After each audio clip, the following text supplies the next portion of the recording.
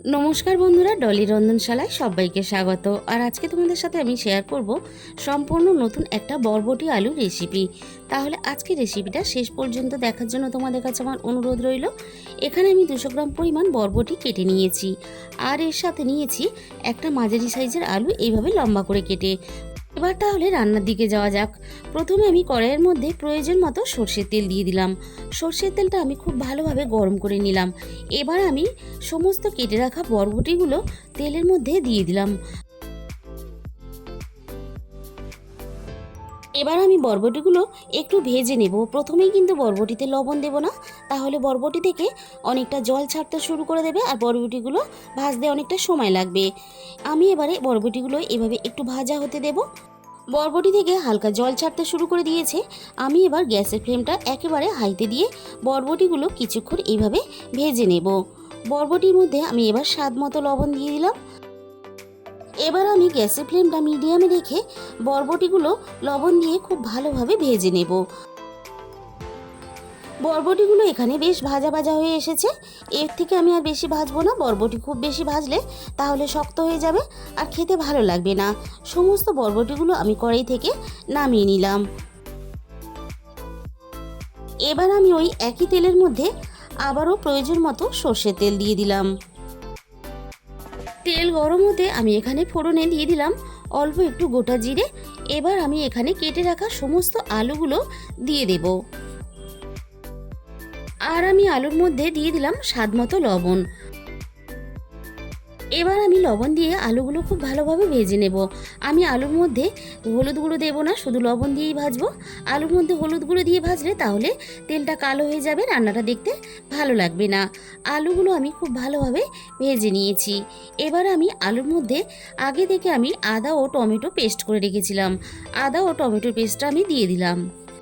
2 থেকে 3 মিনিটের মতো আমি আলুর সাথে আদা ও টমেটো বাটাটা একটু ভেজে নেব। এতে আদার কাঁচা গন্ধটাও চলে যাবে আর টমেটোর কাঁচা গন্ধটাও চলে যাবে। এবার আমি একে একে মশলা দিয়ে দেব। দিয়ে দিলাম এখানে হাফ চামচ পরিমাণ হলুদ গুঁড়ো, আর দিয়ে দিলাম হাফ চামচ পরিমাণ ঝাল লঙ্কার গুঁড়ো, আর এখানে দিয়ে দিলাম হাফ চামচ পরিমাণ ধনে গুঁড়ো, আর দিয়ে দিলাম এখানে হাফ চামচ পরিমাণ জিরে গুঁড়ো।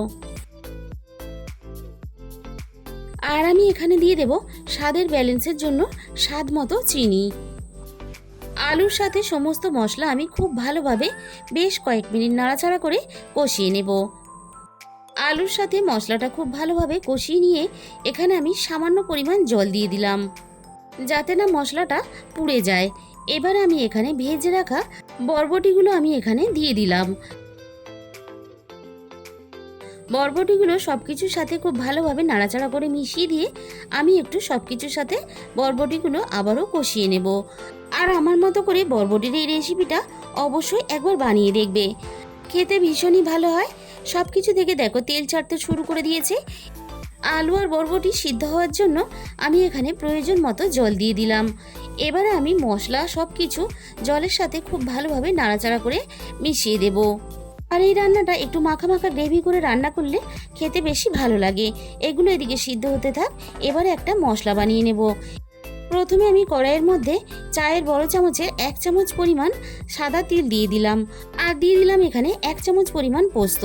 এবার আমি গ্যাসের ফ্লেমটা একেবারে লোতে দিয়ে কয়েক সেকেন্ড নাড়াচাড়া করে আমি ভেজে নেব। এবার আমি নামিয়ে নিয়ে খুব ভালোভাবে ঠান্ডা করে মিক্সির জারের মধ্যে আমি দিয়ে দিলাম। প্রথমে আমি শুকনো অবস্থায় খুব ভালোভাবে পেস্ট করে নিয়েছি। এবার আমি জল দিয়ে খুব ভালোভাবে একটা পেস্ট বানিয়ে নেব। এদিকে রান্নাটা প্রায় আমার রেডি হয়ে এসেছে। আবারও আমি একটু নাড়াচাড়া করে দেখে নেব আলু আর বরবটি ভালোভাবে সিদ্ধ হয়েছে কিনা। আলু খুব ভালোভাবে সিদ্ধ হয়ে গেছে, আর সাথে বরবটিগুলোও খুব ভালোভাবে সিদ্ধ হয়ে গেছে। এবার আমি রান্নার মধ্যে তিল আর পোস্ত বাটাটা দিয়ে দিলাম, আর দিয়ে দিলাম সাথে মিক্সির বাটি ধোয়া অল্প একটু জল। সব কিছু আবারও আমি একসাথে নাড়াচাড়া করে ভালোভাবে মিশিয়ে দেব। গ্যাসের আঁচটা মিডিয়ামে রেখে আমি এখানে রান্নাটা আরও 2 থেকে 3 মিনিট করে নিলাম। আর রান্নাটা বেশ মাখা মাখা হয়ে এসেছে, আর এইভাবে গরম গরম ভাতের সাথে খেতে খুবই ভালো লাগে। আর আমার মুখের কথা শুধু বিশ্বাস না করে তোমরা নিজেরা বানিয়ে দেখে আমাকে কমেন্টের মাধ্যমে জানিও তোমাদের কেমন লাগলো। আর আজকের রেসিপিটা ভালো লাগলে ভিডিওতে প্লিজ একটা লাইক করে দিও। আর এরকম নতুন নতুন রেসিপি পেতে অবশ্যই আমার চ্যানেলটাকে সাবস্ক্রাইব করে নিও। আর তোমাদের মূল্যবান সময় দিয়ে আমার এই রেসিপিটা শেষ পর্যন্ত দেখার জন্য তোমাদের সবাইকে অসংখ্য ধন্যবাদ।